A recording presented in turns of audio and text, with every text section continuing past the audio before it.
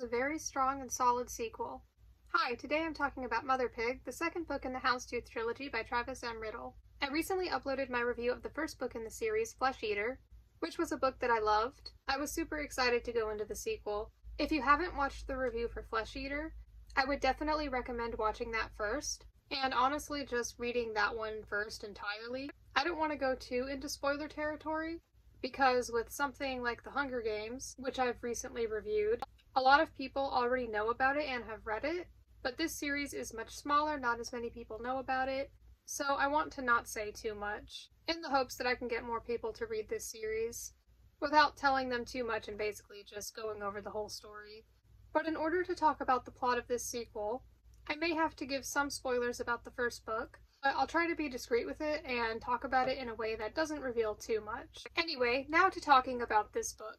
I was really excited to see how the story would progress and to see more of the characters from the first book. There are also some new characters who are introduced in this sequel who become a really important part of the story. The plot of the whole overall story changes completely. The conflict that there was in the first book just isn't really there anymore. So first of all, before this book really begins, there is a recap of a few pages at the beginning, which I really liked the inclusion of. This can be extremely helpful. Although I started reading Mother Pig very shortly after finishing Flesh Eater, I still read the recap, and I thought it did a good job recounting all the important points of the previous book that you would want to know going into the next book. I can imagine it being useful and refreshing to someone who may have had a bit of a gap between reading the two books. So the main plot of this book is Cole, the main character from the first book, and a fox, because as I've said, these characters are anthropomorphic animals, is going on this quest with 5 other characters who all have something in common with him. They are basically all individuals who have some sort of magical ability. All this is explained at the end of the first book. Cole is talked to by some of these said magical characters, and they fill him in about the truth about him, which he didn't even know, which does explain one thing that he was able to do before, that he didn't understand and questioned if it was even real. This group has been set on this mission by the Dirt King, the leader of the land of Ruska, that they live in because remember they live in this completely different fantastical world called Ruska, to gather some artifacts that need to be used to perform a ritual to save the kingdom because it's dying, which I know may sound like a generic and unoriginal plot. You know, gather the artifacts so we can do the thing and save the place. But no, I feel like there's a lot more to it than that. I mean, there ought to be. This book is kind of long. There's more to the plot than that. That's just the main gist of it. For one thing, I think the characters are really good. So I feel like my main focus was on following the characters and whatever they did, rather than thinking about the plot and how good it was. And I don't even think that the plot was bad, and I think it's okay if something uses a commonly used thing in a story. Plus, that doesn't mean that it's exactly like everything else that has used this. There are some differences. I think that the rest of this book and series does not feel predictable at all, especially after finishing this book. I had no idea, really, what was going to happen. I think the adventures these characters go on are super entertaining and really fun to read about. Hi, Mochi. He's looking at the series. I'll get to talking about the other book later. I feel like he doesn't come to the bookshelf unless I'm filming. Like, he usually doesn't do this, but I honestly don't really mind. I think it's nice. Anyway, plus, like I said, there's a lot more to it, and I can assure you that, at least in my opinion, I thought this book was really good. And I don't want to say too much about it, to the point where it would get into spoiler territory. Unless you've read this book already, then it's fine. Basically, I felt like I liked and cared about the characters so much that I cared about the plot. I wanted them to achieve their goals. I think the characters are such a strong point of this series. The author has talked before about how he feels like his books are very character-driven, and I think that's really good. They'll contain a lot of downtime for the reader to get to really know the characters, which sounds like it could be boring, but for me it was never boring. I think it's done in a fun, sometimes humorous way. I think that it's done in a relatable way sometimes. But I don't even know if downtime is really the right word, because a lot of the time it's during the progression of their mission or during times when other things are happening, so he's accomplishing more than one thing at once. But even if it is a slower moment, I still found those moments enjoyable, and these times are used for the characters to get to know each other and develop deep, genuine, meaningful connections with each other. If two characters are good friends, it feels real and understandable. Likewise, if they really hate each other, There is a lot of tension, and that can be felt while reading, and you understand why they feel that way. There are a lot of emotions to be felt in this book, especially towards the end. We'll get to that later.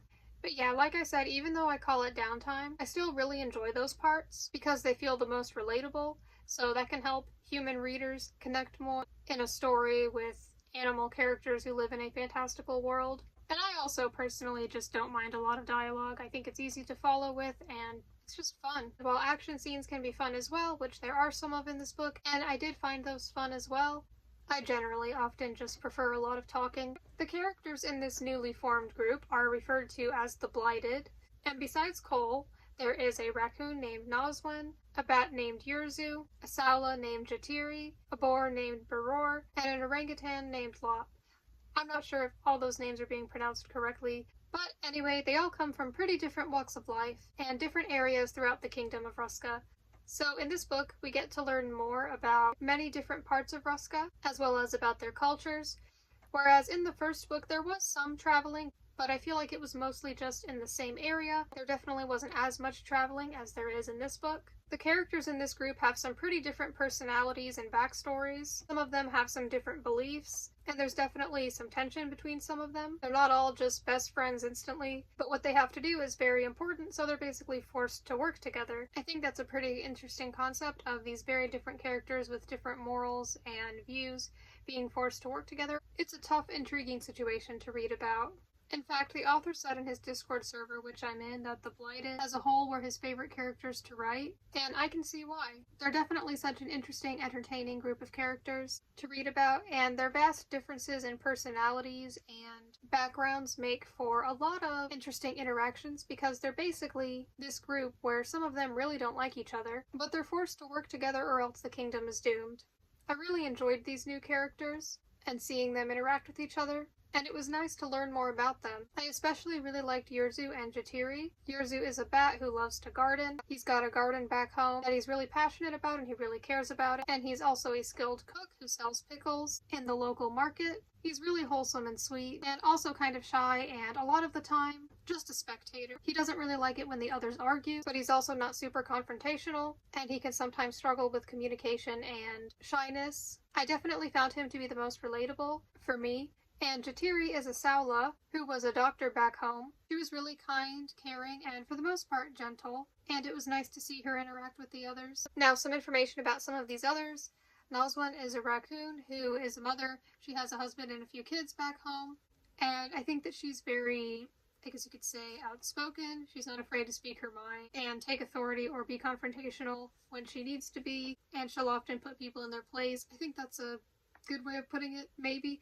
I don't know, she's aggressive, but she's lovable. Lop worked in the palace with the Dirt King, and he's very loyal to the Dirt King, and he has this just, like, unyielding loyalty to him, and he's definitely one of the more serious, less trusting ones, especially with Cole's status as a flesh eater, so he just doesn't trust him, doesn't really seem to like him. And Baror is also one of the tougher ones, kind of just likes to get to the point, just wants to beat people up.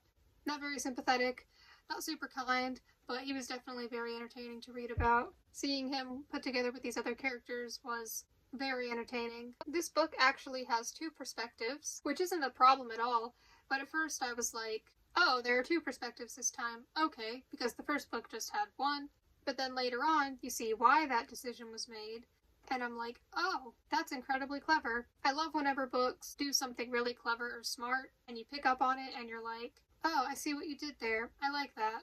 Very clever. Not only was it very interesting to see the perspective of more than one character because we got to see another character's thoughts and feelings and learn more about their backstory with information that they may not have told everyone, but also I think that it's very good because it can make you want to read more. Because when you're alternating between these different perspectives and something happens, and this applies especially towards the end of this book, then you're going to go to another character's perspective where other stuff is going on, and then either there was a cliffhanger or something really interesting, and so you want to read more of it, but you have to read that other perspective first, and so then you're just going to end up reading like at least 2 more chapters because you're just so interested, and so there are all these different things going on, but you gotta read the other character's perspective first, Personally, I liked that because I think that that really adds on to wanting to read more, because you have to get through another chapter first, but those other chapters are interesting too. Like, now that I say it, I feel like it might sound annoying, like I have to get through this first before I can continue the other part I was reading, but not really, because it's part of the story, and I think that the other part was very interesting as well. So yeah, I thought it all went together very well, those two perspectives and how they alternated between each other. I think the genre of this series remains the same as it was in Flesh Eater. I guess it's kind of a dystopian, as I've heard it been described at least once. I think it could be considered that, but it's not just that. I would say it's mainly fantasy slash action slash adventure. I think that in this book, compared to the first one, the fantasy aspect is heavier this time. I guess it was always fantasy, but now we're more aware of it with all the magic stuff happening. There is a lot more of the slime species shown in this book. I talked about that in my review of Flesh Eater, which are these orange blob creatures that speak through vibrations that sound like words, and they're just super fascinating. I was really happy to see more of them because I love those creatures. They were always fun to read about. Specifically, there's one main slime character that this book focuses on, and it's great. Something I really liked about this is these characters have these magical powers, but it's not a situation where it makes them overpowered. They have to actually work towards understanding, controlling, and mastering their abilities. It's not like, I have these powers and I'm overpowered and I can do anything and I can get us out of any situation easily. No, they start out still trying to figure out what exactly their powers are and what their capabilities with them are. Or I guess we can call them blights, as they call them. It takes time to see how they work, and it takes effort and practice for them to fully master them. In fact, one of the characters in the group doesn't even know yet what their blight is, so then you may wonder, why are they in the group then? That's because one of the other characters can sense when someone else has a blight. So it's definitely a process for all of them. And one of the characters not knowing what their blight is one of the many mysteries throughout this series. There are a lot of things where they're mentioned and you wonder if they're going to be mentioned again, or there's some sort of unanswered question that you're looking forward to being figured out and receiving answers to. There are quite a few of those in this, and I think that I was already interested in continuing to read it, but I think that those things really add on, because those are kind of just little thoughts in the back of my mind, like, oh right, I'm also curious about how all this is going to play out. So I really liked how their powers work and how they aren't just overpowered. It definitely makes things feel more realistic and rewarding. Well, I suppose as realistic as things like turning invisible or stretching out your arms very far can be. Just like the first book, there's a lot of adventuring in this one.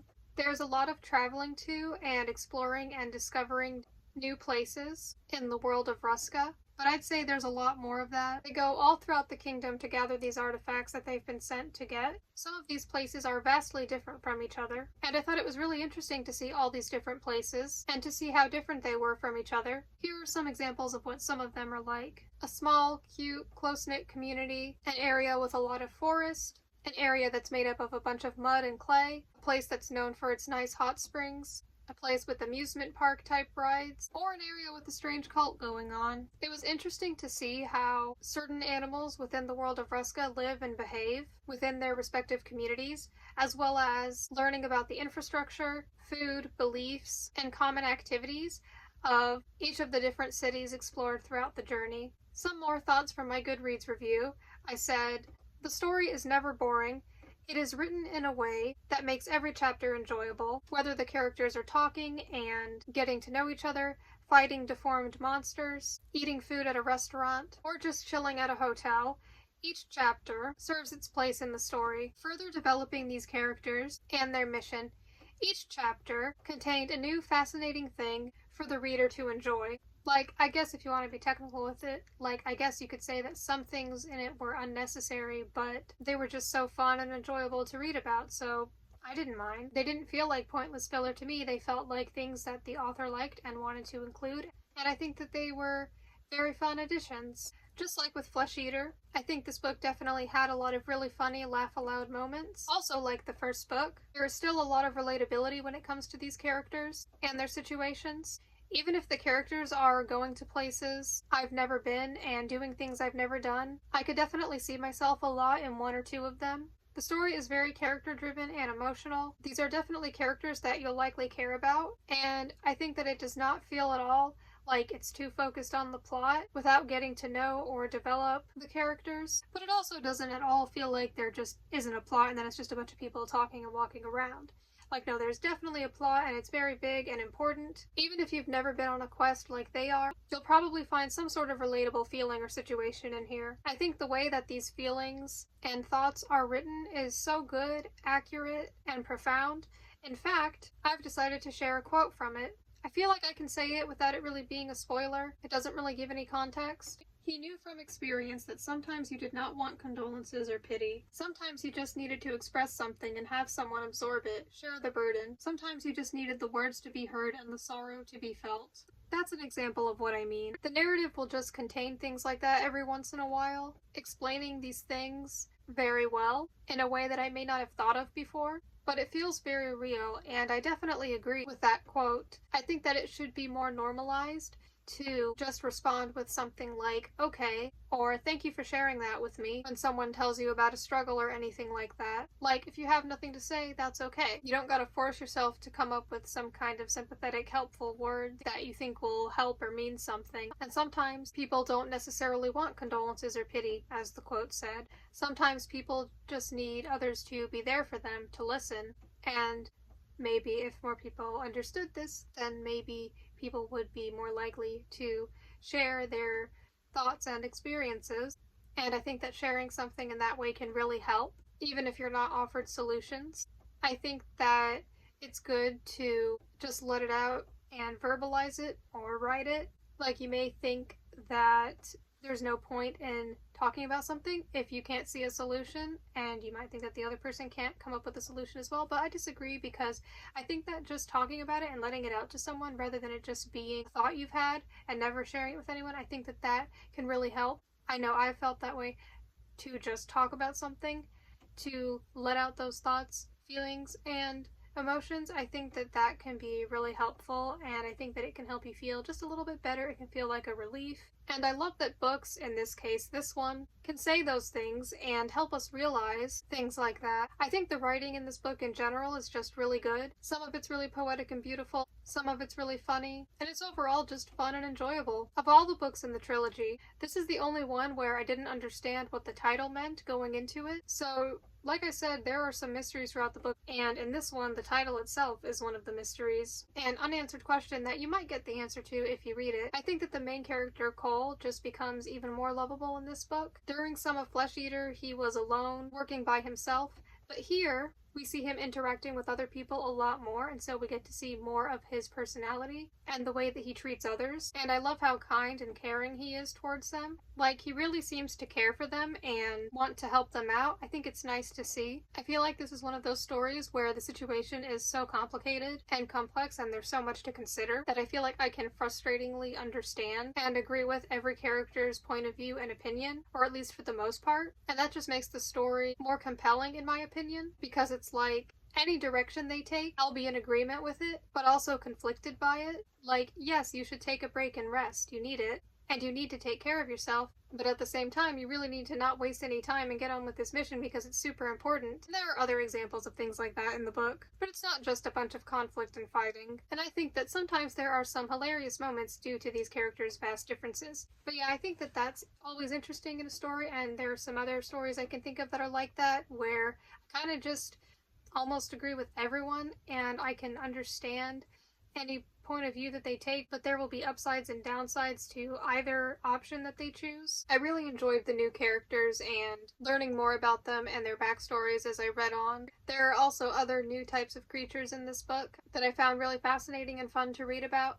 Some of them are more disturbing, some of them are more cute. Now, one more important thing to mention.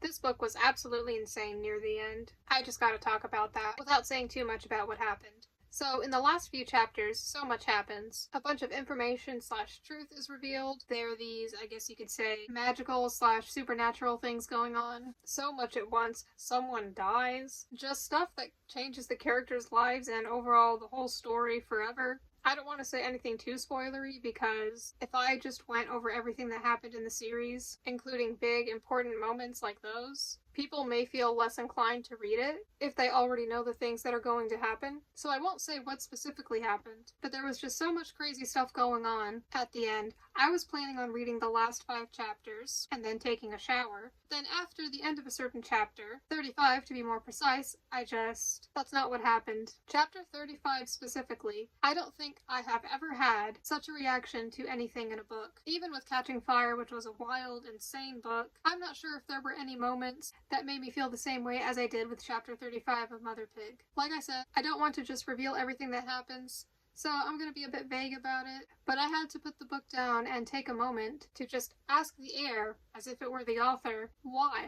I can't believe you did that. I sound pretty calm talking about it, but when I read it, after trying to take a few moments to process it, I took a shower then instead of after finishing the book because I was feeling some emotions and I was just too energized and wound up.